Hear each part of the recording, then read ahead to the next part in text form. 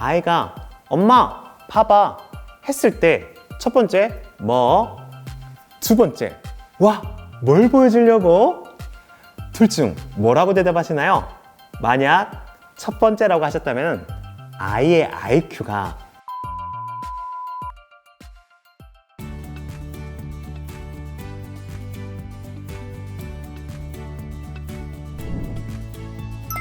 엄마 나 이거 아빠 저기 봐 혹시 이런 데야 익숙하신가요? 사실 우리가 무심코 던지는 이 짧은 대답들이 아이의 언어 발달을 멈추게 할 수 있다는 것을 혹시 알고 계실까요? 충격적이게도 만 3세 이전의 아이들은 부모의 말투를 거의 100% 복사합니다. 단어도 감정도 심지어 한숨 쉬는 방식까지도 복사한다는 것이죠. 오늘은 여러분들이 절대 몰랐던 아이 언어 발달의 비밀을 파헤쳐 볼게요. 지금부터 보여드릴 사례를 들으면서 나도 저렇게 말하는데 하실 겁니다.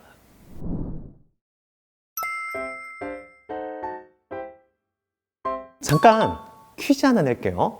아이가 엄마 봐봐 했을 때 첫 번째 뭐, 두 번째 와, 뭘 보여주려고? 둘 중 뭐라고 대답하시나요? 만약 첫 번째라고 하셨다면 아이의 IQ가 평균보다 낮아질 수 있습니다. 농담이에요. 하지만 언어 발달엔 정말 영향을 줍니다. 진짜 소름 돋는 건 아이들이 우리말을 녹음기처럼 흡수한다는 거예요. 한 연구에 따르면 긍정적인 상호작용이 부족한 경우 아이의 언어 점수가 평균보다 16에서 18%가 떨어진다고 합니다. 결국 말을 어떻게 건네느냐가 언어 발달을 좌우한다는 것이죠. 예를 들어 볼게요. 평소에 이런 말 자주 하시죠? 하지마, 그거 아니야. 왜 그랬어? 이 말을 계속 듣고 자란 아이는 친구한테도 똑같이 말해요. 하지마, 너 왜 그래? 반면에 이렇게 듣고 자란 아이는 어떨까요? 어떻게 하고 싶어? 무슨 생각해? 괜찮아. 다시 해보자. 이런 친구들은 친구들과도 이렇게 대화해요. 같이 하고 싶어. 너 생각은 어때? 결국 우리 말 한마디가 아이의 미래 인간관계까지 결정하는 것이죠. 챕터 2, 하지 말아야 할 말습관. 자, 이제부터 진짜 중요해요. 절대 하면 안 되는 말 탑 3를 공개합니다. 자, 1위, 신문하듯 묻는 말. 뭐? 왜? 진짜? 응? 이거 완전 대학 킬러입니다. 아이 입장에서는 완전 치료받는 기분이거든요. 실제 상황에서 아이가 엄마, 나 친구랑 놀다가 넘어졌어. 그럼 엄마가 뭐? 왜 넘어졌어? 그럼 아이가 그냥 뛰다가 왜 뛰었어? 조심하라고 했잖아. 보셨죠? 아이는 이제 처음에 위로받고 싶었는데 혼나는 상황이 돼버렸습니다. 이렇게 한번 바꿔볼게요. 어머, 많이 아팠겠다. 어디 다친 데는 없어?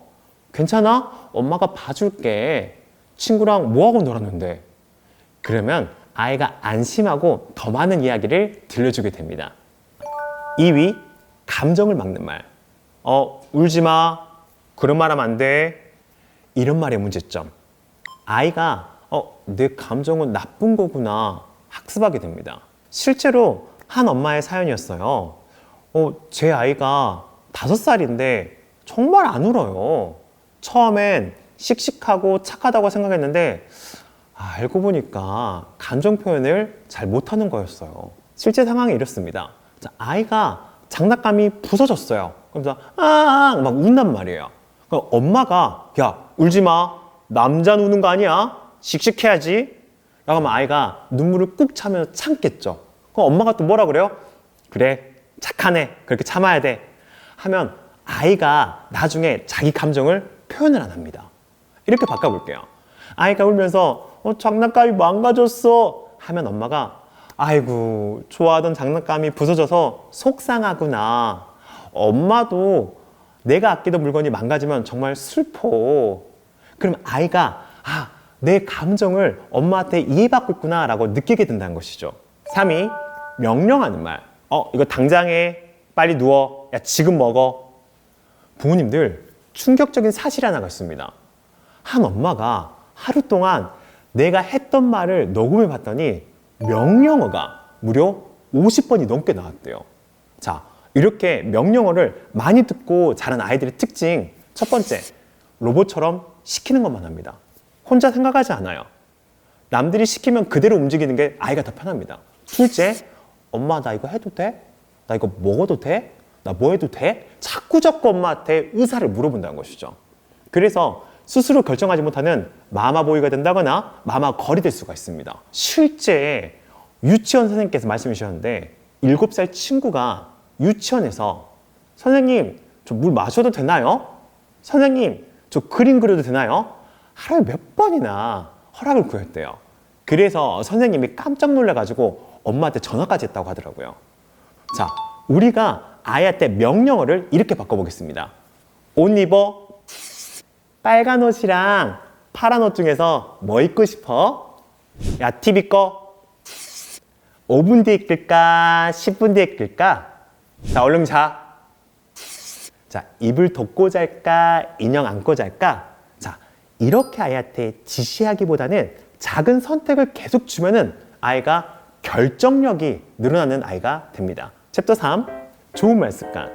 자, 이제 언어 천재 만드는 말 습관을 알려드릴게요.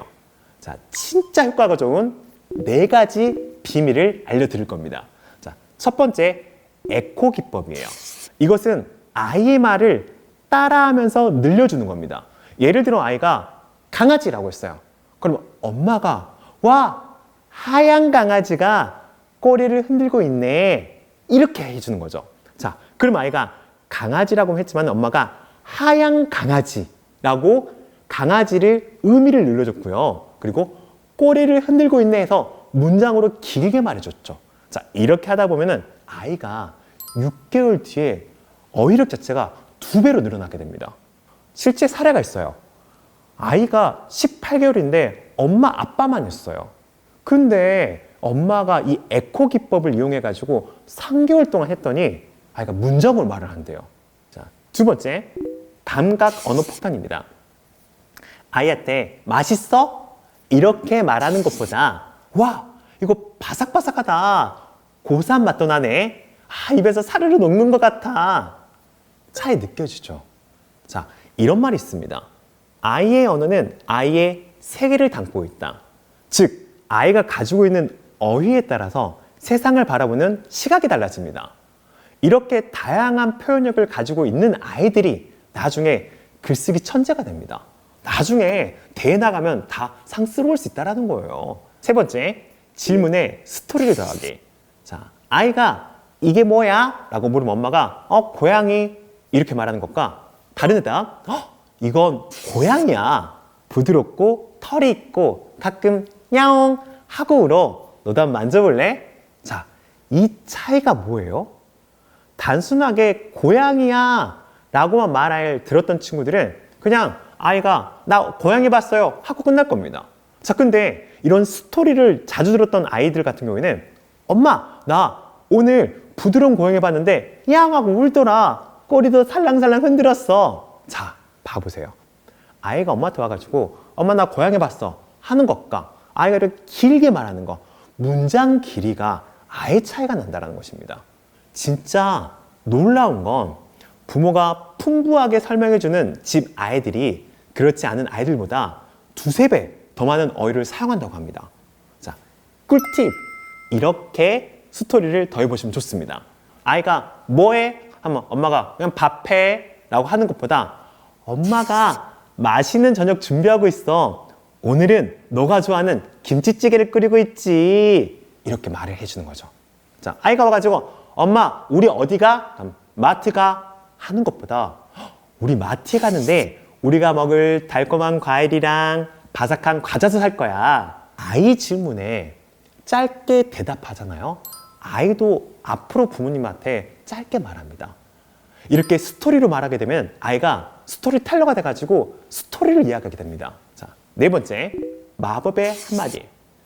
말해줘서 고마워. 이 말 진짜 중요한 말이에요. 아이가 뭔가를 표현할 때마다 말해줘서 고마워 하면은 이 한마디가 아이의 인생을 바꾸게 됩니다. 자, 한 아빠의 후기가 있어요. 아이가 뭔가 말할 때 그렇게 특별하게 반응 안 해줬다가 제 말을 듣고 아이가 말할 때마다 말해줘서 고마워라고 했더니 아이가 발표 왕이 됐대요. 선생님이 누가 발표할래 하면은 아이가 먼저 제가요! 라고 말한다는 것이죠. 왜 이게 효과가 좋을까요? 아이 입장에서 한번 생각 한번 해볼게요. 아, 내가 말하면 엄마 아빠가 고마워하네? 아, 내 말, 나의 생각은 소중한 거구나. 나는 말하면 정말 좋은 반응이 있는 사람이구나. 나는 말할 가치가 있는 사람이구나. 이렇게 아이가 느껴진다는 것이죠. 수줍은 아이들도 이 말 한마디 때문에 자신감이 뿜뿜해지고요. 말이 잘 없던 아이도 수다쟁이가 됩니다. 그래서 소극적인 친구들도 적극적인 아이들이 될 수 있다는 것이죠. 사용법 꿀팁입니다. 자, 아이가 아빠, 나 오늘 친구랑 놀았어 했어요. 그럼 아빠가 우와, 말해줘서 고마워. 뭐하고 놀았는지 한번 더 듣고 싶다. 이렇게 말하는 거죠. 혹은 아이가 아빠, 나 이거 싫어 하면 아빠가 너 마음을 말해줘서 고맙다. 왜 싫은지 한번 말해줄래? 자, 이렇게 아이한테 고맙다라고 3번만 써보시면 됩니다. 그럼 아이가 한 달 뒤에는 분명하게 달라져 있을 겁니다. 자, 중요한 거 부모가 이제 이렇게 이 강의를 들은 다음에 말 습관을 바꾸려고 노력하실 거예요. 근데 사실은 쉽지 않습니다. 솔직하게 말할게요. 처음에 어색합니다. 진짜거든요. 그리고 이 어색함을 조금 내가 이겨내가지고 아이한테 말을 해도 엄마가 예쁘게 말하니까 나도 열심히 해야지. 서울대는 내 거야. 이런 거 아니에요. 현실은 뭐 왜 저렇게 말하지? 엄마가 뭔가 말하면 아 몰라 하거든 아이가 보고만 있단 말이에요. 자, 실제 근데 부모님들한테 이 어색함을 이기고 말하라고 이렇게 촉구를 시키니까 1주 차에는 아이가 저를 이상하게 봐요 라고 합니다. 근데 2주 차에는 엄마 왜 그래 이런 소리를 들었어요. 근데 3주 차부터는 아이가 좀 문장이 좀 길어진 것 같아요. 4주 차에는 어린이집 선생님이 요즘 아이가 말을 잘한다고 말을 해요. 2개월 뒤에는 아이가 발표를 정말 자기가 하고 싶어 해요. 이렇게 말이 바뀐다는 것이죠. 자, 포기하고 싶을 때 꼭 기억하면 좋겠습니다. 지금 이 어색한 2주가 10년 뒤에 아이의 자신감을 바꿉니다. 말을 잘하는 아이, 말을 못하는 아이, 면접관이 누구를 뽑을까요? 자, 친구들이 누구랑 놀까요? 오늘의 엄마의 아빠의 노력이 아이한테 미래에 선물을 줄 수 있다는 거, 이걸 꼭 기억하시면 좋을 것 같습니다. 챕터 4, 실생활에 적용하기. 자, 이제 진짜 꿀팁 대방출입니다. 자, 오늘 당장 써먹을 수 있는 실천 대화법. 자, 먼저 밥 먹을 때. 자, 전에는 맛있어? 다 먹어? 이렇게 말했다면 말을 바꿔볼게요. 와, 이 당근 아삭아삭 소리가 들려. 야, 국물이 따뜻해서 배가 포근해지는 것 같아. 너는 무슨 맛이 제일 좋아? 짭짤한 맛? 달콤한 맛? 자, 이렇게 하면 아이가 편식도 줄어듭니다. 자, 지금 이 말을 잘 들어보시면은 아이한테 미각도 자극하고 촉각도 자극하고 청각도 모두 자극하니까 아이가 음식 자체에 흥미를 갖게 되는 것이죠. 자, 놀이 시간 때도 전에는 그냥 재밌어? 잘하네 라고 했다면 이제는 우와, 이 블록을 왜 여기 놨어? 우와, 천재적이다. 다음에 뭐 만들 거야? 엄마도 궁금한데? 이게 혹시 무너지면 어떻게 될까? 한번 우리 실험해 볼까? 자, 이렇게 말했었을 때 진짜 소름 돋는 것은 실제 유치원 선생님들이 이렇게 말합니다. 질문을 많이 받고 자란 아이들은 딱 티가 난대요. 다른 친구들은 뭔가 좀 막히면 매번마다 선생님을 이렇게 부르고 이렇게 선생님을 찾는데 이 친구들은 문제가 생기면 스스로 생각하는 거죠. 왜 그럴까? 왜 이렇게 됐지? 라고 생각하는 게 보인다는 것이죠. 그래서 오늘 당장 시작하는 꿀팁입니다. 장난감 가지고 놀 때 와, 이건 어떻게 작동하는 거야? 참고로 이 어떻게가 중요합니다. 우리가 아이한테 왜 이거 작동해? 왜란 말은 아이한테 좀 부담을 줘요. 그렇기 때문에 어떻게 작동하는 거야? 혹은 만약 이게 살아있다면 뭐라고 말할까? 매일 이렇게 2개 질문이면 충분합니다. 또 책 읽을 때도 있습니다. 자, 책 읽을 때 그냥 읽어주고 끝 하는 것보다 아이한테 이 토끼는 지금 무슨 기분일까? 만약 너가 토끼라면 어떻게 할 거야? 토끼는 왜 화가 났어? 자, 친구들 중에서 인기 있는 아이들과 인기가 별로 없는 아이들이 있어요. 자, 인기가 별로 없는 아이들 같은 경우는 상대방이 어떤 기분인지 잘 상상을 못 합니다. 그러니까 타인의 마음 읽기가 약하다라는 거예요. 근데 확실하게 인기가 많고 리더십이 있는 아이들은 친구 표정만 봐도 마음을 읽어요. 그 마음을 공감을 해주죠. 이 공감 능력이 많이 높아야지 친구들 관계에서도 정말 성숙한 모습을 많이 보입니다. 자, 그럼 이런 차이 언제부터 시작돼요? 책 읽을 때부터라는 겁니다. 자, 그래서 이제 앞으로 책을 읽어주실 때 책 한 권에 무조건 질문 3개가 있어야 돼요. 근데 이 질문은 감정을 건드려야 됩니다. 친구가 이럴 땐 너는 어떻게 해? 왜 화났을까? 그럼 어떻게 풀어줄까? 같이 이 친구랑 기뻐해 주려면 뭐라고 말해야 될까? 자, 이렇게 남의 마음을 잘 읽는 아이가 결국 사랑을 받는 아이가 됩니다. 자, 이번에는 특별 꿀팁을 알려드리겠습니다. 자, 아이가 실수했을 때 아이가 우유를 쏟았어요. 그럼 보통 어머님들이 왜 그래? 조심하랬잖아. 그럼 이렇게 하면 아이는 다음부터 좀 혼날까봐 뭔가 실수하면은 무조건 숨기게 되버립니다. 자, 이럴 때 이렇게 좀 바꿔볼게요.